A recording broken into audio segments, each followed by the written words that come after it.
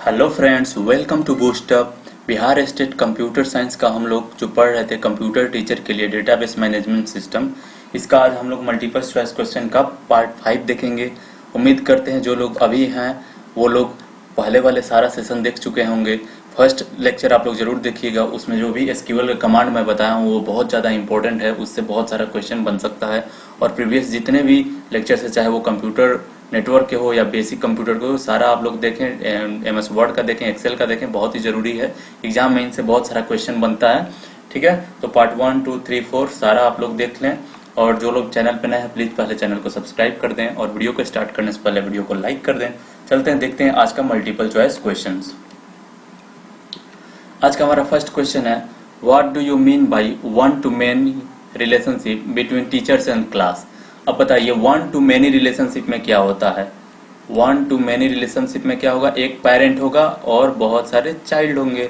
ठीक है, एक पेरेंट के बहुत सारे चाइल्ड हो सकते हैं, तो इसे वन टू मैनी रिलेशनशिप कहा जाता है। तो देखिए इसका ऑप्शन पढ़ा जाए, वन क्लास में have many teachers.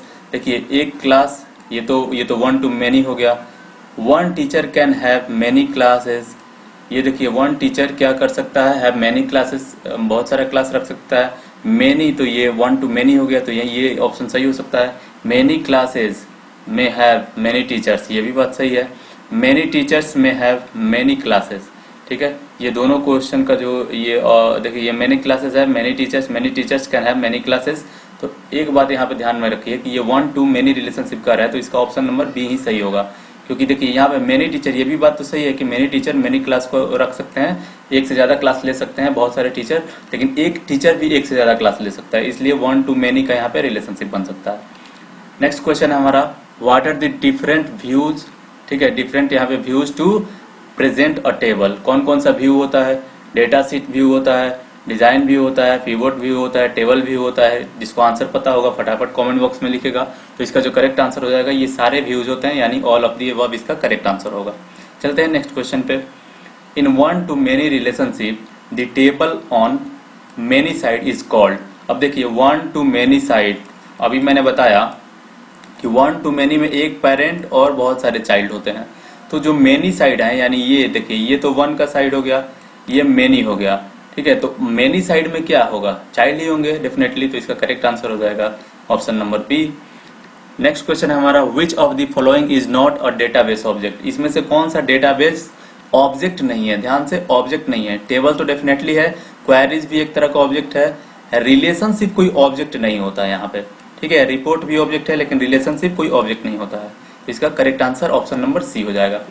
Next question है, the overall description of the database is called. पूरा डेटाबेस का जहां पे पूरा डिस्क्रिप्शन रखा गया रहता है उसको क्या कहते हैं, data integrity, data manipulation, database schema, data definition. तो इसका जो करेक्ट आंसर हो जाएगा डेटाबेस स्कीमा। सबको पता होगा, जो मेरा फर्स्ट लेक्चर देखा होगा उसको सबको पता होगा कि डेटाबेस स्कीमा मतलब क्या होता है, एक लॉजिकल डिजाइन आप लोग कर दे रहे हैं पूरे डेटाबेस का जिसमें पूरा डिस्क्रिप्शन रखा हुआ है। तो ये ऑप्शन नंबर सी का करेक्ट आंसर हो जाएगा। नेक्स्ट क्वेश्चन है, a data dictionary is a repository that manages memory, Meta data, spell checker या डेटा वैलिडेटर। तो मेटा डेटा इसका करेक्ट आंसर हो जाएगा, क्योंकि क्या होता है डेटा डिक्शनरी में क्या रखा जाता है कि डेटा के बारे में जो इन्फॉर्मेशन, जैसे यहाँ पे जो भी डेटा हम लोग बना रहे हैं इस डेटा के बारे में क्या क्या इन्फॉर्मेशन हो सकता है वो चीज रखा रहता है, उसको मेटा डेटा कहा जाता है। मेटा डेटा का मतलब होता है डेटा अबाउट डेटा। ठीक है, डेटा के बारे में ही वो डेटा रखा रहता है। नेक्स्ट हमारा क्वेश्चन है, which database object is ideal to view, change, analyse, detain different ways. ठीक है, डिफरेंट वेज में उसको व्यू, चेंज, एनालाइज किया जा सकता है। टेबल, फॉर्म, क्वेरीज, रिपोर्ट, तो जो ये ऑब्जेक्ट होगा वो हो जाएगा क्वेरी। क्वेरी को हम डिफरेंट तरीके से कर सकते हैं परफॉर्म, ऑप्शन नंबर सी इसका करेक्ट आंसर हो जाएगा। नेक्स्ट क्वेश्चन है, which data type allow alphanumeric character and special symbol to be entered. कौन सा डेटा टाइप का हम लोग यूज करेंगे, तो उसमें अल्फा न्यूमेरिक भी रख सकते हैं, अल्फाबेट भी हो जाएगा, स्पेशल सिंबल भी हो सकता है, नंबर भी हो सकता है, टेक्स्ट, मेमो, ऑटो नंबर या मिक्स्ड। तो देखिए ये टेक्स्ट होता है। टेक्स्ट का मतलब क्या होता है, कोई भी सीक्वेंस ऑफ कैरेक्टर होता है उसको टेक्स्ट कहते हैं, चाहे वो कोई अल्फा न्यूमेरिक हो या कोई सिंबॉलिक सिंबल हो। ठीक है, तो इसका ऑप्शन ए करेक्ट आंसर हो जाएगा। नेक्स्ट क्वेश्चन है, dash is a combination of two और more attributes use a primary key. दो से ज्यादा जब एट्रीब्यूट को मिला के एक प्राइमरी की बनाया जाता है, तो मैंने फर्स्ट लेक्चर में बताया हुआ है कि उसको हम लोग कहते हैं कंपोजिट की। तो इसका अल्टरनेट की, कैंडिडेट की, फॉरेन की, देखिए एक बार समझना है। कैंडिडेट की क्या होता है, वैसा वैसा जितना भी एक टेबल के अंदर कितना भी एट्रीब्यूट हो, सारा एट्रीब्यूट में जो कि यूनिकली आइडेंटिफाई कर सकता है उस टेबल को, उस रिकॉर्ड को, ठीक है, तो उसको हम लोग कैंडिडेट की कहते हैं। अब कैंडिडेट की में से प्राइमरी की सिलेक्ट हो जाता है और जो बचा हुआ की रहता है उसको अल्टरनेट की कहते हैं। फॉरेन की तो हमारा क्या होता है, इसको डिराइव्ड एट्रीब्यूट कहा जाता है, डिराइव्ड की होता है, क्योंकि एक टेबल से दूसरे टेबल में हम लोग डिराइव करते हैं तो फॉरेन की का इस्तेमाल करते हैं। तो इसका करेक्ट आंसर कंपोजिट की हो जाएगा। समझ गए आप लोग सारा चीज के बारे में। जब दो से ज्यादा हो सकता है ना कि यहाँ पे कोई डेट ऑफ बर्थ हो गया, कोई नेम हो गया, कोई ऐसा यहाँ पे एट्रीब्यूट ही नहीं है, कोई फील्ड ही नहीं है जिसका आप प्राइमरी की बना सकें, तो क्या कर सकते हैं, दो या दो से ज्यादा आप लोग मिला सकते हैं एट्रीब्यूट को और उसको कंपोजिट की बनाएंगे। ठीक है, तो वो एक तरह का प्राइमरी, वो यूनिकली आइडेंटिफाई किया जा सकता है दो से ज्यादा कॉलम को मिलाकर। नेक्स्ट क्वेश्चन है हमारा, which of the following is not the function of the client. इसमें से जो क्लाइंट होता है, जो यूजर होता है, उसका फंक्शन कौन सा इसमें से नहीं है। कंपाइल क्वेरीज डेफिनेटली करेगा, query optimization, receive queries, result formation and presentation. देखिए क्वेरीज ऑप्टिमाइजेशन तो प्रोग्रामर ही कहेगा ना, तो ये क्लाइंट नहीं करेगा। क्लाइंट सिर्फ कंपाइल कर सकता है, रिसीव कर सकता है और रिजल्ट का फॉर्मेशन वगैरह सब चीज कर सकता है, प्रेजेंटेशन, लेकिन ऑप्टिमाइजेशन नहीं कर सकता है क्वेरी का। तो इसका ऑप्शन हो जाएगा बी सही। नेक्स्ट क्वेश्चन है हमारा, database is used as a template. कौन सा डेटाबेस का एक टेम्पलेट की तरह यूज किया जाता है, फॉर ऑल डेटाबेसेस क्रिएटेड। जितना भी डेटाबेस क्रिएट किया जाता है तो वो होता है मास्टर, मॉडल, टेम्प डीबी या नन ऑफ द अबव। तो इसका जो करेक्ट आंसर हो जाएगा उसको मॉडल हम लोग कहते हैं, जो एक टेम्पलेट होता है सभी डेटाबेस का। नेक्स्ट क्वेश्चन है, operator is basically a join. ठीक है, कौन सा इसमें से एक ज्वाइन ऑपरेटर है, followed by a project on the attribute of first relation. Join, semi join, full join, inner join. तो देखिए ये होता है हमारा सेमी ज्वाइन। नेक्स्ट क्वेश्चन है, which of the following is are the DDL statement. इसमें से कौन सा डेटा डिफिनेशन लैंग्वेज का स्टेटमेंट यानी कमांड है, क्रिएट, ड्रॉप, अल्टर। तो जो लोग पहले हम मेरा वीडियो देख चुके होंगे, पहले हम लोग पढ़ चुके हैं, लेक्चर फर्स्ट में ही सारा मैंने कमांड लिखवा दिया है कि कौन किस लैंग्वेज का पार्ट है, वो बहुत ही पार्ट इंपॉर्टेंट है। ठीक है, तो उसमें ये सारा कमांड जो था वो सारा डीटीएल में था, डेटा डिफिनेशन लैंग्वेज का ये कमांड है। तो ऑल ऑफ द अबव इसका करेक्ट आंसर हो जाएगा। नेक्स्ट क्वेश्चन है, डिफाइंस रूल्स। ठीक है, defines rules regarding the values allowed in column and is the standard mechanism for enforcing database integrity. कहने का मतलब क्या, एक रूल डिफाइन कर दिया, जैसे मान लीजिए यहाँ पे हम लोग ईमेल आईडी डाल दिए तो उसका फॉर्मेट रख दिए कि कुछ लिखना है abc@ करके कुछ करना है, तो इस फॉर्मेट में ही होना चाहिए। एक इंटीग्रिटी लगा दिए तो उसको हम लोग क्या कहते हैं, कॉलम कहेंगे, कॉन्स्टेंट कहेंगे, ठीक है, इंडेक्स कहेंगे, ट्रिगर कहेंगे, तो वो होता है कांस्टेंट। ठीक है, एक कांस्टेंट लगा देना, एक लिमिट लगा देना कि आपको इस तरह से डेटाबेस को यूज करना है। नेक्स्ट है हमारा, dash is use to determine whether a table contains duplicate rows. इसमें से कौन सा ऐसा की है जो इसको डिटरमाइन किया जाता है कि एक टेबल में डुप्लीकेट जो हमारा है, डुप्लीकेट रो है।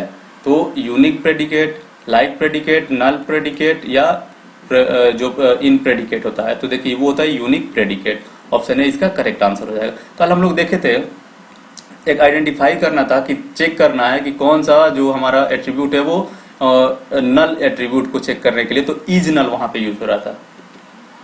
नेक्स्ट क्वेश्चन है, data type can store unstructured data. Unstructured data को जो होल्ड कर सकता है वो रो हो सकता है, कैरेक्टर हो सकता है, या न्यूमेरिक हो सकता है, हो सकता है, या वैरचर हो सकता है। तो वो हो सकता है रो जो डेटा होता है अनस्ट्रक्चर्ड डेटा होता है, एग्जाम में पूछा हुआ क्वेश्चन है। Option A is the right answer. Next question है, DBMS is a collection of dash that enables user to create and maintain a database. Database collection है, डेटाबेस किस चीज का कलेक्शन है, जो कि यूजर को करता है कि आप क्रिएट कीजिए और मेंटेन कीजिए डेटाबेस को। कीज है, ट्रांसलेटर है, प्रोग्राम है या नन है। तो ये एक प्रोग्राम है जहां पे यूजर को अलाउ करता है कि आप डेटाबेस का यहाँ पे क्रिएट करो, डेटाबेस मैनिपुलेट करो, ठीक है, क्वेरीज करो, सब चीज हैंडल करो अपना डेटाबेस को।